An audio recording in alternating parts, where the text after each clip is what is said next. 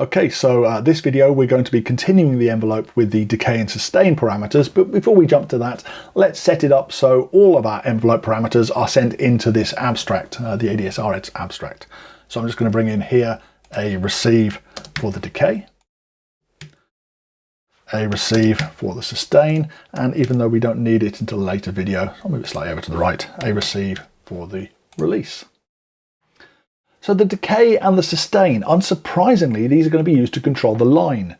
The sustain is the target, and then the decay is the amount of time it takes to reach that target. So those two things have got to be put together into a nice little compact message, just like we did previously, and then they're triggered by the third output of the trigger. Okay.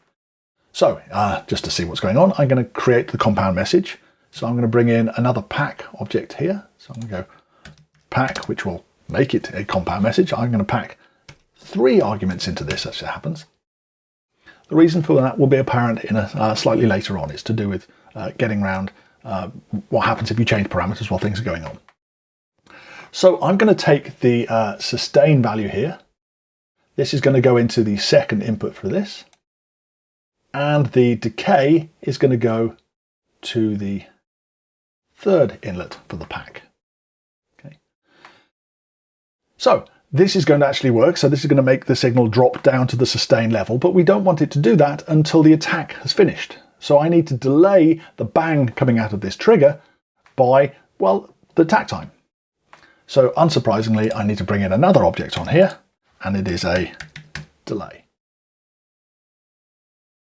So now, if I was to take this third bang that's output from the trigger, and patch it into here, it'll be delayed by whatever I set the delay value to in a second, and then go into here and then pass through. So that'll actually trigger that pack to output its message because that's the hot input. Now, the delay time I haven't set yet.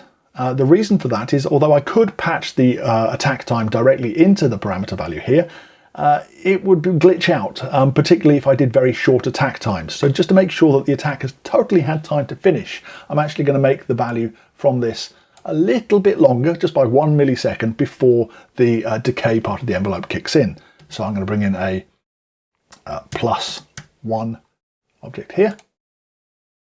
Remember to put the space in between the plus and the 1 or it won't work. And then I'm going to feed that into the delay value. So now when the trigger is triggered, it'll output first of all the first bang, which resets the note. The second bang triggers the attack. And the third bang is delayed by the attack value, and then that will trigger the pack output. Now, the reason why I've got the 3 inputs to this, not just the 2 to the pack, is because if I only had 2, then the sustain value would be patched into the live input. And this would mean if I ever change the sustain fader value, that's going to start outputting messages from this pack. I only want this to happen when a note is played, not when I'm just changing parameter values.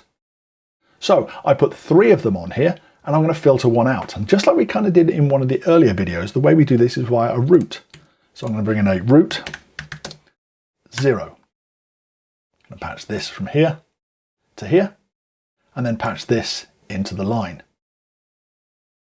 So this will only actually trigger now, or they only feeds the output if the first value is a 0, and that's only going to happen when it's triggered by the bang message.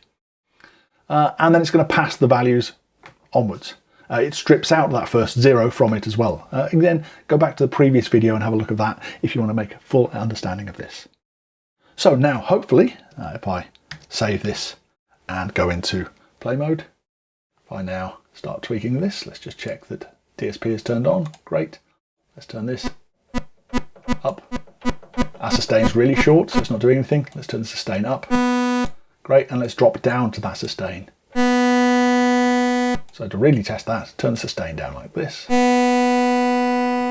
that's going to stay at this point. But finally, of course, our release is still 0, so it stops immediately. Okay, again, hopefully that made sense. It's very likely you're going to have to go back and rewatch this a few times and jump back to look exactly what the root object did before, but that's why these are things are videos. All right, I'll see you in the next one.